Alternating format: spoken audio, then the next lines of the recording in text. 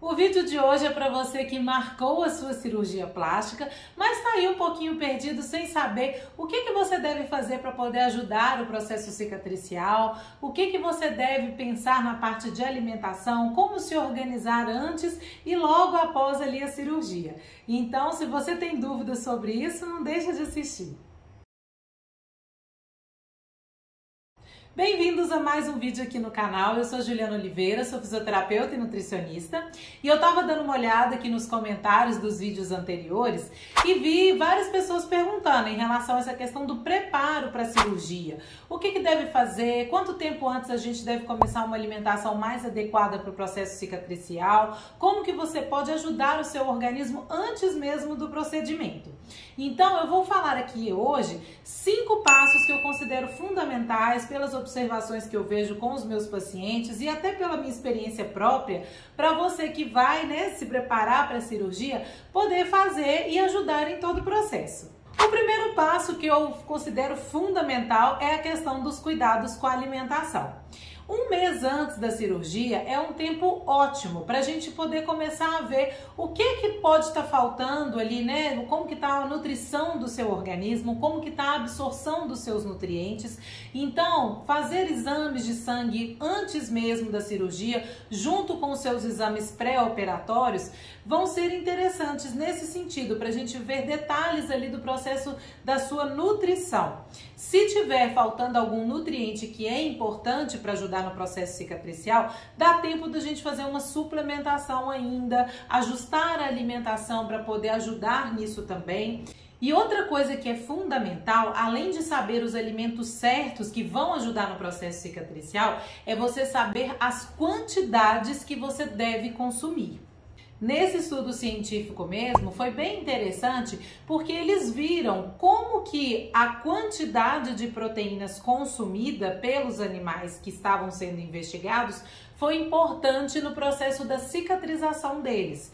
O grupo que estava consumindo uma quantidade adequada de proteínas teve uma deposição muito melhor, muito maior de colágeno tipo 1, que é uma proteína muito importante para o processo de cicatrização, em relação ao grupo que consumiu uma quantidade menor, inadequada de proteínas.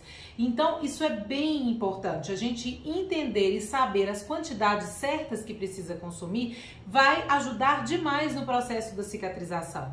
Antes que você me pergunte, mas Ju, qual que é a quantidade de proteínas que eu preciso consumir?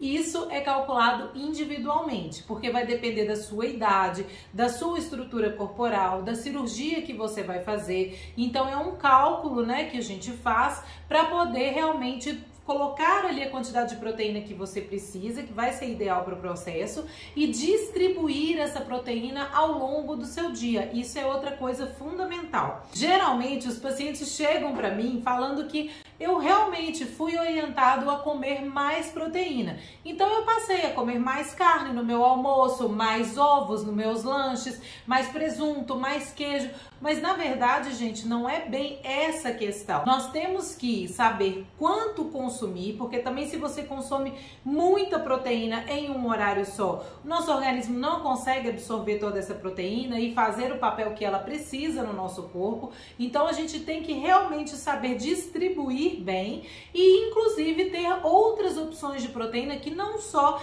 essas que vão poder aumentar ali o processo inflamatório. Por isso que é importante você ter esse acompanhamento mais próximo, primeiro para saber a quantidade exata que você precisa, para a sua necessidade, e segundo, como distribuir e qual tipo de proteína, quais alimentos a gente vai agregar ali no seu dia a dia para ajudar todo esse processo. Se você estiver muito perdido em relação a essa questão das quantidades, o que você deve consumir para sua cirurgia, dá uma olhadinha aqui nos comentários desse vídeo que eu vou poder te ajudar. O segundo passo fundamental é controlar a ansiedade antes da cirurgia.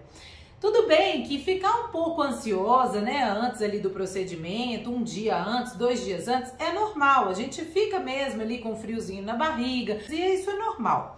Mas tem pessoas que ficam ansiosas ao extremo. São pessoas que às vezes semanas antes da cirurgia já não conseguem dormir muito bem, ficam ali, começam a comer mais por conta disso, ou tem pessoas que ficam sem comer porque não querem comer nada, não tem vontade. Então, os dois processos ruins. Quem está muito ansioso acaba tendo uma produção muito grande do hormônio cortisol, que é um hormônio que vai atuar negativamente no nosso sistema imune, que é muito importante para o processo de cicatrização logo após a cirurgia. Então, a gente fazer um controle dessa ansiedade, modular a produção desse cortisol, vai ser muito benéfico antes da cirurgia. Existem alguns fitoterápicos que a gente pode utilizar para essa finalidade. E aí eu chamo a atenção de vocês também, cuidado com certos fitoterápicos que são usados para essa questão da ansiedade, como por exemplo a valeriana, a passiflora, porque não são todos fitoterápicos que a gente pode utilizar antes da cirurgia. Essas mesmo que eu falei podem interagir com anestésicos e também aumentar o sangramento. Então a gente tem que saber exatamente o que precisa, o que pode consumir antes da cirurgia.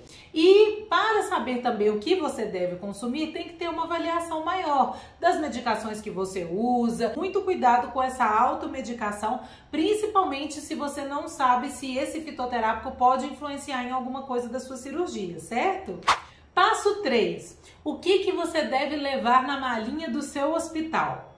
Uma coisa que parece boba, mas que a gente passa um pouquinho de aperto, é pensar na roupa que você vai utilizar depois da cirurgia.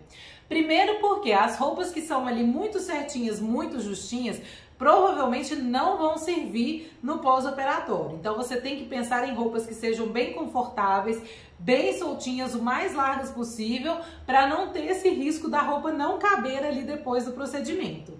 Uma dica para as mulheres: se você puder adquirir um acessório como esse aqui, faça isso, porque foi um dos melhores investimentos que eu fiz no meu pós-operatório e ele se tornou meu melhor amigo. Na hora que você vai ao banheiro a primeira vez depois da cirurgia, você tá dolorida, você sentar ali no vaso, levantar do vaso é um esforço tremendo.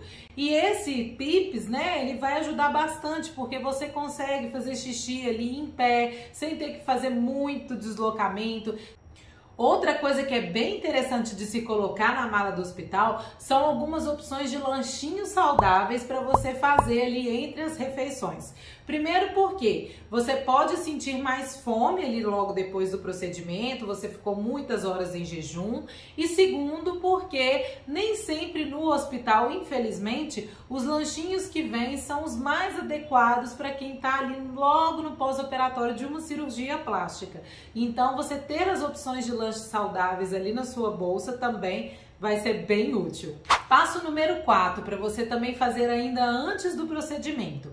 Se você não tem ninguém para poder preparar as suas refeições no pós-operatório, o interessante é que você já prepare elas antes e congele, deixe ali tudo bem organizadinho para depois da cirurgia, porque você provavelmente não vai conseguir cozinhar nada, você não vai conseguir ficar muito tempo em pé lá depois do procedimento e nem é muito interessante que você fique recebendo o calor ali do fogão, da cozinha, do forno. Então é melhor deixar tudo preparado.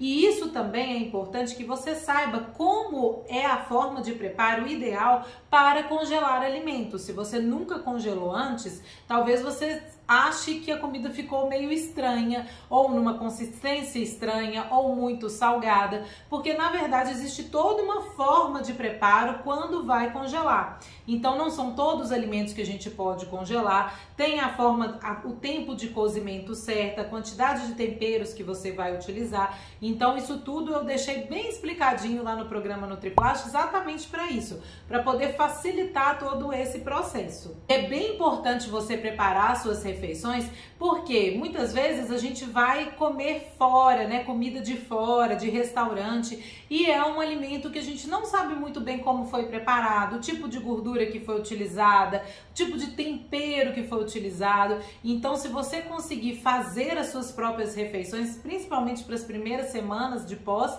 vai ser muito interessante. E o passo número 5 é saber o que você precisa consumir antes e logo após a cirurgia. Porque a gente tem que ajudar o nosso processo digestivo. Não é interessante a gente consumir alimentos que são de difícil digestão, que vão gerar ali um bolo fecal muito grande, porque isso pode trazer incômodos, principalmente depois da cirurgia.